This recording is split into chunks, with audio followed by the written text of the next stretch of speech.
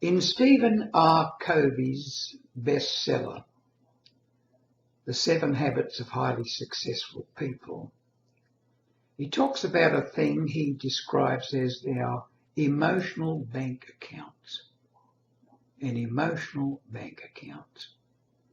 For example, 2 people meet for the first time and they become friendly. Let's take person A and person B. Now, person A goes out of his or her way to make friends with person B. Eventually, they become quite good friends and maybe even, we'll say they're different sexes, they get married.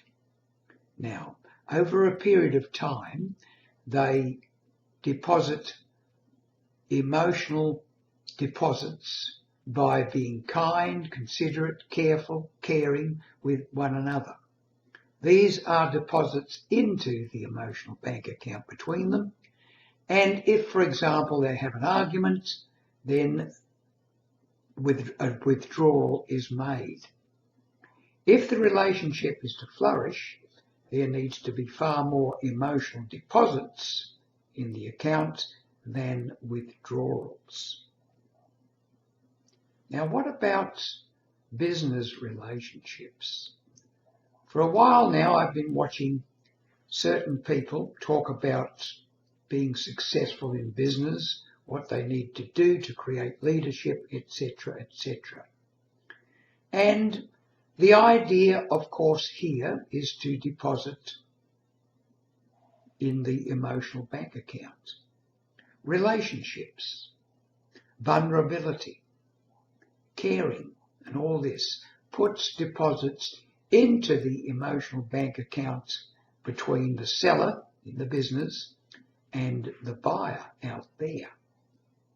For example, on LinkedIn, if, for example, they put out lots of good material, lots of hints, lots of advice, all for free, they are depositing in their potential clients, potential customers' bank accounts or emotional bank accounts. But if they do something untoward, something underhanded, then you could call that a counterfeit deposit, not real money. Obviously, if a relationship is to flourish, there needs to be trust. Trust is a huge deposit in an emotional bank account. If the trust is broken,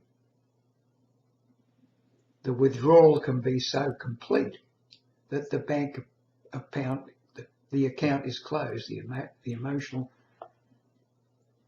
bank account is closed. So what am I saying here?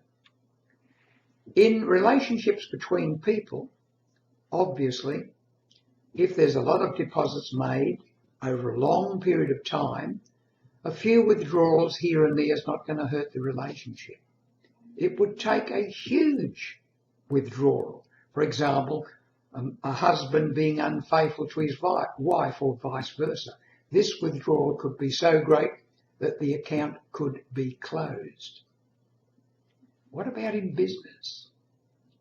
If, for example, the business person has been putting out all this information, making deposits in the emotional bank account of a client, and then they swindle them, sell them something which is not worthwhile or useless or out of date, then of course they will find the account will be closed.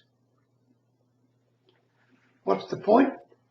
The point is, if you're in business, you need to keep making those deposits and never make such a withdrawal that the customer feels swindled or dudded or cheated in some way that they close the account. If you keep making the deposits, they will keep making deposits towards you in buying your products, and hopefully, if you keep up your end of the bargain, they'll keep up theirs. And who knows, It could go on for a very, very long time.